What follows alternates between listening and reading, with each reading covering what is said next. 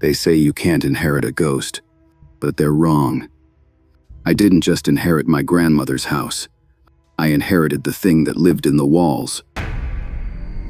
The lawyer's letter called it the estate, but all I saw in that word was the long, dark hallway to my old bedroom, and the memory of something scratching at my door every night. Something that mimicked my mother's voice, calling my name, trying to lure me out. It's been 20 years. I'm a grown man. I have a life, a job, a therapist who tells me it was just night terrors, a product of a child's mind coping with my grandmother. She was a severe woman, all sharp angles and cold silences. The house reflected her. It was a hungry, swallowing kind of place, and now it's mine. I'm standing on the overgrown path, key in hand. The air smells the same, damp wood, decaying leaves, and that faint coppery tang I could never identify as a kid. It feels like the house is breathing, in and out, waiting. I push the heavy front door open.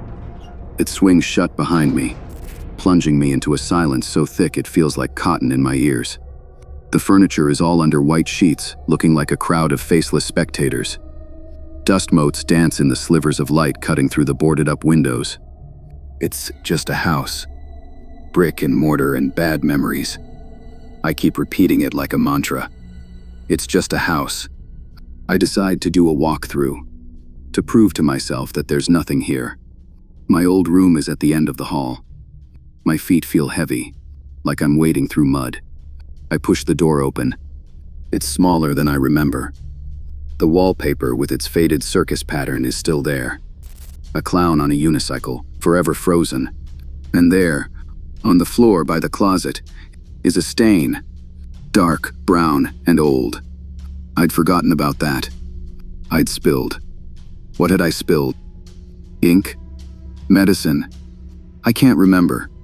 I take a step closer, and the floorboard under my foot lets out a familiar, agonized groan. And from the closet, a perfect mimicry of the sound answers back. Scared, I freeze. My blood turns to ice. It was the house. It's just an old house. It settles, that's all. Hello? I say, my voice a dry rasp. Nothing. Just the hum of the silence. I let out a breath I didn't know I was holding. I'm being ridiculous. I turn to leave, and as I do, my shoulder brushes against the old tarnished mirror hanging on the wall. I catch my reflection, wide-eyed, terrified. And for a single heart-stopping fraction of a second, I see another face looking over my shoulder from the darkness inside the room. A pale, long face with dark, hollow eyes. It's gone before my brain can even fully process it. I spin around, my heart hammering against my ribs. The room is empty. I'm alone. It was a trick of the light. Dust. My own paranoid mind.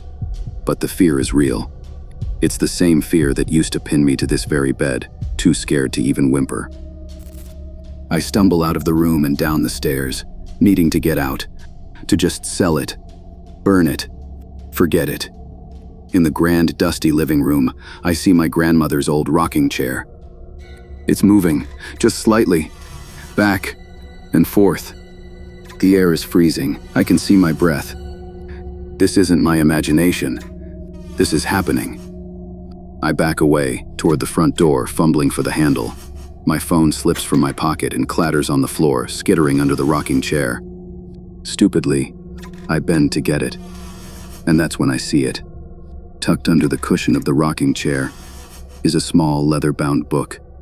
My grandmother's journal.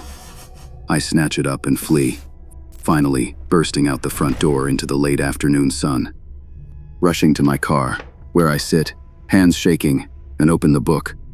The entries are mundane at first. Weather, chores, complaints about the neighbors.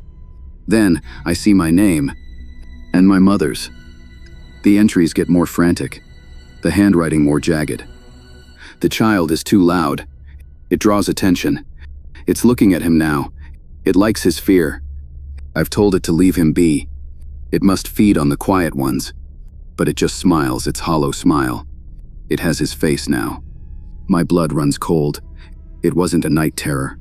It was real. And my grandmother knew. She wasn't trying to protect me from the dark. She was trying to protect the dark from me. She was feeding it her silence, her bitterness. And when I, a loud, emotional, fearful child, arrived, it found a new, better food source. The final entry, dated the week before she died, reads, "It is done. The binding is set in the foundation, in the walls, in the reflection. It is tied to the bloodline. It will wait for the next heir. It will be so hungry." I look up from the journal, my mind reeling. Tied to the bloodline. The next heir? Me! And I see it, standing in my grandmother's upstairs bedroom window. It's me. It's wearing my face, but it's all wrong. The eyes are too dark. The smile is too wide, stretched into a horrific mockery of joy. It's holding something. A small teddy bear. My teddy bear, Mr. Buttons, that I'd left behind. It holds it up, and then slowly, deliberately, it uses its fingers to snap the bear's head off, tossing it out the window. My phone rings in my hand, making me jump. It's my girlfriend, Sarah. I answer, my voice cracking. "Hello?" "Hey you," she says, her voice full of warmth. "How's the house? You sound weird." "Sarah, something's wrong here. Really wrong." "What do you mean?" she asks, her tone shifting to concern. I'm about to explain, to beg her to come get me, when a second voice speaks on the line. It's my voice, perfectly mimicked, but flat and cold. "She can't help you," it says, right on top of Sarah's signal. "What was that?" Sarah asks, alarmed. "Who was that?" The thing in the window smiles, and I hear its voice in my ear and through the phone simultaneously. "I'm home now, Sarah. I'll be back soon." Then the call drops. I sit there, paralyzed by a terror so complete it feels like my soul has left my body. I look at the house. The thing is gone from the window. The front door begins to open. I don't wait to see what comes out. I start the car and I peel out of that driveway. I don't look back. I drive for hours until the gas light comes on. I'm in a motel room now, 100 miles away. The curtains are drawn. I'm writing this down because I need someone to know. I need it to be real, or I need to be crazy because the alternative is too much. My phone is on the bed. It's been buzzing for the last hour. Notifications, text messages, from Sarah, from my boss, from my friends. They all say the same thing. They're confused. They're asking why I came by, why I was acting so strange, why I wouldn't speak, why I just stood there and smiled at them with dead, hollow eyes. And the last message from Sarah just came in. "Whatever joke you're trying to pull, it's not funny. I'm at your apartment. I can hear you breathing on the other side of the door. Let me in. Let me in. I'm not done with you yet."